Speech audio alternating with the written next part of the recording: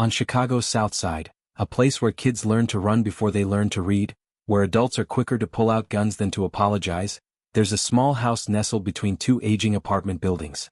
It's not a community center. It doesn't have a sign, a logo, or a budget. But every afternoon kids gather there, for a man named Raymond Carter. They call him Mr. Ray. No one here cares how long he's been in prison. All they know is that he was the first person to teach them how to control their anger, without using their fists. 15 years in prison for a snap decision. At 19, Raymond was sentenced to 15 years for armed robbery.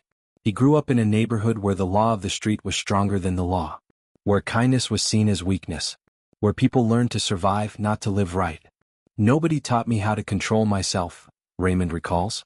I just knew that if you don't fight, you'll be eaten alive. Thrown into state prison, Raymond spent his early years as a rebel.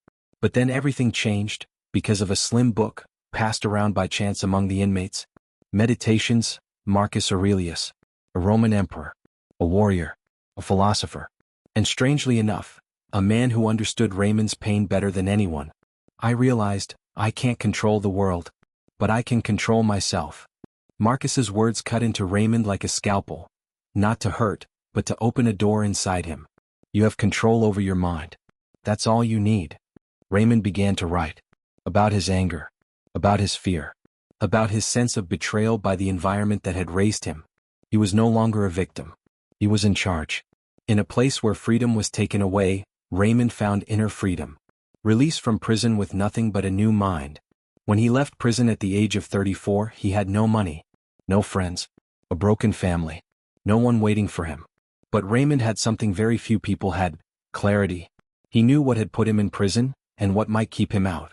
He rented a small apartment, got a job at a grocery store, and lived modestly. At night, he blogged about his prison experience, about Stoic philosophy, about how he used philosophy to keep from going crazy within four walls. And then, he saw a kid on the corner angrily smashing a trash can. An old image flashed in his mind. He, 13, was standing on that very corner. A class with no chairs, no boards, but full of meaning. Raymond started with 3 kids in his neighborhood. No lesson plan. Just a real story. And a vision. If they learn to control their emotions, they won't go my way. He called the class, the Inner Armor. Every week he teaches about anger management, dealing with pressure, and saying no when tempted to do the wrong thing. Not in theory but in experience. I made the wrong choice. And I don't want you to suffer the consequences. Stoic philosophy is not just for philosophers, but for children fighting in the streets. Raymond doesn't use flowery words. He teaches them Epictetus philosophy in the language of the street. You can't control where you're born, but you can control how you live with it.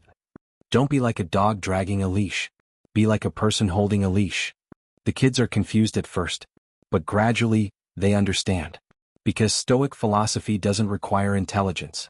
It only requires the courage to face the truth. 3 children to a listening, self-ruling community. The Inner Armor now has nearly 40 kids, and several volunteers who are ex-convicts like Raymond. They don't seek pity. They teach responsibility. Raymond doesn't take big sponsorships. He says, I don't want this class to become a PR show. I want it to stay true to its core, real people helping real people. When one person changes, they can change a generation. Raymond spent 15 years of his life learning to control himself. Now he's helping kids learn that before it's too late. Because as Seneca wrote, it is not that we have so little time but that we waste so much. With each lesson, Raymond reclaims a portion of that lost time. And gives it back, as a gift, to the next generation. You don't have to be a philosopher to live a different life. You only need a moment to wake up. Like Raymond, in the midst of prison, in the midst of darkness, chose not to live as a victim but as a creator. And that is what the poorest kids on Chicago's South Side are learning, from a man who once thought his life was over.